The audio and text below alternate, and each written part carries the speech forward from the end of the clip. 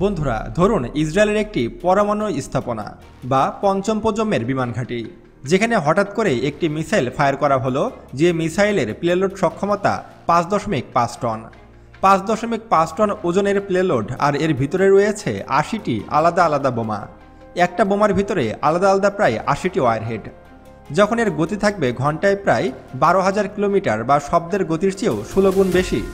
এত গতিতে যদি কোনো মিসাইল ইসরায়েলের ঘাঁটিতে আঘাত হানে এবং একটি মিসাইল থেকে প্রায় 80টি আলাদা আলাদা ওয়ারহেড বের হয়ে আলাদা আলাদা টার্গেটে হিট করে, তাহলে ইসরায়েলের অবস্থা কি হবে? একবার কল্পনা করুন, 5 টন প্লেলোড নিয়ে যদি কোনো মিসাইল ইসরায়েলে আঘাত করে, তাহলে সেটিকে তো প্রতিরোধই করতে পারবে না ইসরায়েল। সম্প্রতি আমেরিকার গোয়েন্দা সংস্থা FBI একটি রিপোর্টে জানিয়েছে, আখির আল জামান নামক একটি ভয়ঙ্কর শক্তিশালী মিসাইলের পরীক্ষা চালিয়েছে ইরান, যেটা 5 টন ওয়ারহেড বহনে সক্ষম। ইরানের এই নতুন ক্ষেপণাস্ত্র আখির আল জামান কতটা শক্তিশালী এবং ইসরায়েল এই মিসাইল প্রতিরোধ করতে পারবে কিনা, এবং এই মিসাইলটি সরাসরি আমেরিকার মূল ভূখণ্ডে আঘাত আনতে সক্ষম কিনা, সে বিষয়ে বিস্তারিত আলোচনা করা হবে আজকের ভিডিওতে। তাই আজকের ভিডিওটি অনেক বেশি গুরুত্বপূর্ণ ও ইনফরমেটিভ হতে চলেছে, তাই ভিডিওটি মনোযোগ সহকারে একদম শেষ পর্যন্ত দেখার অনুরোধ রইল। তো চলুন শুরু করা যাক। বন্ধুরা, মধ্যপ্রাচ্যের যুদ্ধের দাবানলে যেন নতুন আগুন জ্বালিয়েছে তেহরান। আন্তর্জাতিক বিশ্লেষকরা বলছেন, এটাই হয়তো আসন্ন যুদ্ধের সবচেয়ে বড় টার্নিং পয়েন্ট। কারণ ইরান সম্প্রতি পরীক্ষা করছে তাদের সর্বশেষ ব্যালিস্টিক ক্ষেপণাস্ত্র আখির আল জামান, যেটা হাইপারসনিক গতির ব্যালিস্টিক মিসাইল। ইরানের সামরিক বাহিনীর দাবি, এই ক্ষেপণাস্ত্র একসাথে 80টি ওয়ারহেড বহন করতে সক্ষম।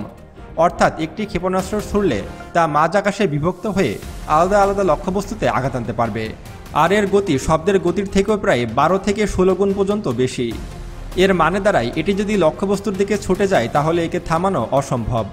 বিশ্লেষকদের মতে ইসরায়েলের আয়রন ডোম কিংবা মার্কিন প্যাট্রিয়ট সিস্টেম দুটোই বর্তমানে সবথেকে উন্নত প্রতিরক্ষা ব্যবস্থা হিসেবে পরিচিত। কিন্তু আখির আল জামান সফলভাবে ব্যবহার করা গেলে এর প্রতিরক্ষার কার্যকারিতা প্রশ্নবিদ্ধ হয়ে যাবে এবং এটিকে প্রতিরোধই করতে পারবে না ইসরায়েল ও মার্কিন যুক্তরাষ্ট্র। একটি ক্ষেপণাস্ত্র যদি আকাশে বিভক্ত হয়ে একসাথে বহুদিক থেকে আঘাত হানে, তবে প্রতিরক্ষা ব্যবস্থা একসাথে সবগুলোকে আটকাতে পারবে না, আর সেখানেই ইরানের কৌশলগত জয় লুকিয়ে আছে।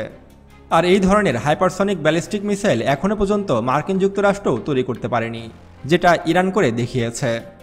সম্প্রতি এই আখির আল জামান সম্পর্কে কিছু ভয়াবহ তথ্য আমাদের হাতে এসে পৌঁছেছে।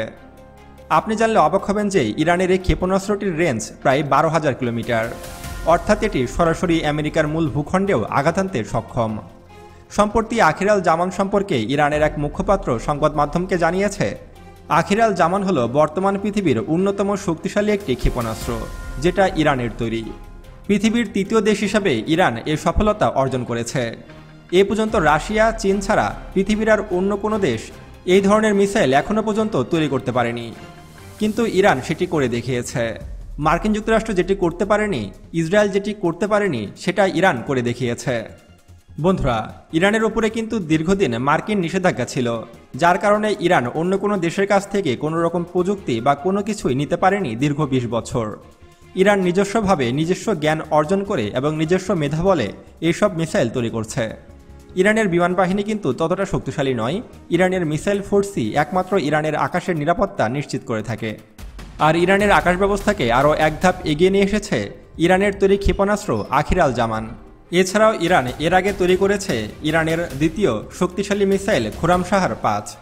খুরামশাহর 5ও কিন্তু ইরানের তৈরি শক্তিশালী একটি মিসাইল, যেটি কিন্তু এটার মতোই ইন্টারকন্টিনেন্টাল ব্যালিস্টিক মিসাইল, যেটা কিন্তু সরাসরি আমেরিকার মূল ভূখণ্ডে আঘাত আনতে সক্ষম। ইরান একের পর এক চমক দেখিয়ে যাচ্ছে। একের পর এক শক্তিশালী মিসাইল থেকে শুরু করে একের পর এক সব ভয়ঙ্কর ড্রোনও তৈরি করছে ইরান। মিসাইল ও ড্রোন প্রযুক্তিতে ইরান এক অপ্রতিরোধ্য দেশে পরিণত হয়েছে, যাকে ঠেকানোর ক্ষমতা পৃথিবীর কোনো দেশের হচ্ছে না। যদি খুরামশাহর 5-এর কথা বলি, তাহলে ইরান এই খুরামশাহর 5-এর পরীক্ষা চালিয়েছিল গত কয়েক মাস আগে, যেটি সেই সময় ছিল ইরানের সবথেকে বেশি শক্তিশালী মিসাইল। সেটিও কিন্তু সরাসরি আমেরিকার মূল ভূখণ্ডে আঘাত আনতে সক্ষম। বিশেষ করে আমেরিকার নিউ ইয়র্ক, ক্যালিফোর্নিয়াতে সরাসরি আঘাত আনতে সক্ষম ছিল সেই মিসাইলটি। সেটির রেঞ্জ ছিল প্রায় 12,000 কিলোমিটার। অর্থাৎ ইরানের তৈরি খুরামশাহর 5 এবং আখির আল জামান মূলত একই ধরনের হাইপারসনিক ব্যালিস্টিক মিসাইল, যেগুলোর গতি শব্দের গতির চেয়েও 12 থেকে 16 গুণ বেশি, আর এগুলোকেই পরবর্তী যুদ্ধে ব্যবহার করতে চলেছে ইরান। দ্বিতীয় ধাপে যখন মার্কিন যুক্তরাষ্ট্র ইসরায়েলের সাথে ইরানের যুদ্ধ শুরু হবে, তখন এইসব মিসাইলের খেল দেখাবে ইরান। বন্ধুরা, ইরান যে শুধু মিসাইল প্রযুক্তি নিয়ে বসে আছে তা কিন্তু নয়, ইরান কিন্তু একের পর এক পরমাণু গবেষণা চালিয়ে যাচ্ছে। ইতোমধ্যেই পরমাণু বোমার ডিজাইন চূড়ান্ত করে ফেলেছে ইরান। আপনারা হয়তো জানেন যে ইরানের পরমাণু কর্মসূচি কিন্তু খুবই দ্রুত এগিয়ে চলছে। একের পর এক পরীক্ষাও চালাচ্ছে কিন্তু ইরান। মাঝে মধ্যে আমরা ইরানে ব্যাপক ভূমিকম্প দেখতে পাই। বিশেষ করে মাটির 200 থেকে 300 মিটার গভীর থেকে উৎপন্ন হয় এইসব ভূমিকম্প।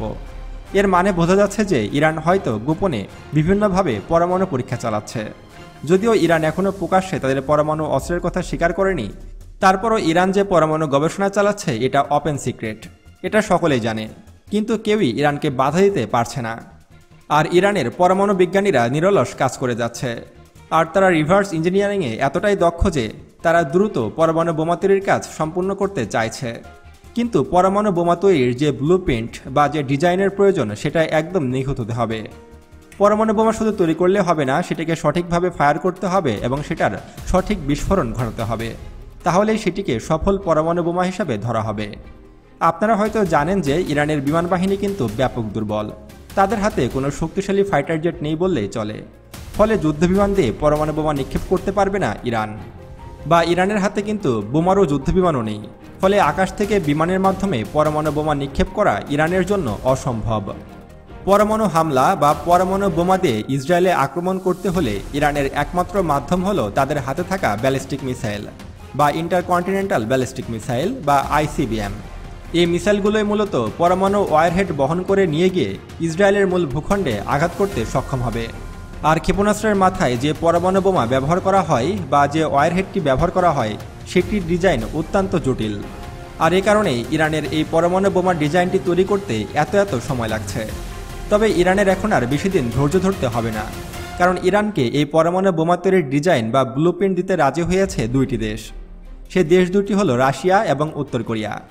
রাশিয়া যদি বিভিন্ন কারণে এই পরমাণু বোমার ডিজাইনটি ইরানকে নাও দেয়, তারপরও কিন্তু উত্তর কোরিয়া ইরানকে এই পরমাণু বোমার ডিজাইনটি দিতে রাজি হয়েছে। আপনারা হয়তো জানেন যে উত্তর কোরিয়ার সাথে কিন্তু ইসরায়েলের দীর্ঘদিনের শত্রুতা রয়েছে এবং দীর্ঘদিনের বৈরিতা রয়েছে। এই দুইটি দেশ দুই দেশের শত্রু। একটি দেশ অপর দেশকে দেখতে পারে না এবং এই দুই দেশের চরম শত্রু। আর শত্রু হলো প্রকৃত বন্ধু। এবার তাই ইরানকে পরমাণু প্রযুক্তি দিতে চলেছে উত্তর কোরিয়া। আর উত্তর কোরিয়ার পরমাণুর ডিজাইন বা ব্লুপ্রিন্ট পেয়ে গেলেই ইরান খুবই দ্রুত তাদের পরমাণু অস্ত্রের কাজ শুরু করতে পারবে। তো বন্ধুরা, ইরানের নতুন ক্ষেপণাস্ত্র আখির আল জামান সম্পর্কে জেনে আপনার কেমন লাগলো অবশ্যই আপনার মতামত কমেন্টে জানাবেন। এবং আরও এমন ভিডিও পেতে এখনই আমাদের চ্যানেল সায়েন্স বিডিকে সাবস্ক্রাইব করুন এবং পাশে আসা বেল বাটনে ক্লিক করুন। তো দেখা হচ্ছে পরবর্তী ভিডিওতে। ততক্ষণ পর্যন্ত সুস্থ থাকবেন, ভালো থাকবেন। আল্লাহ হাফেজ।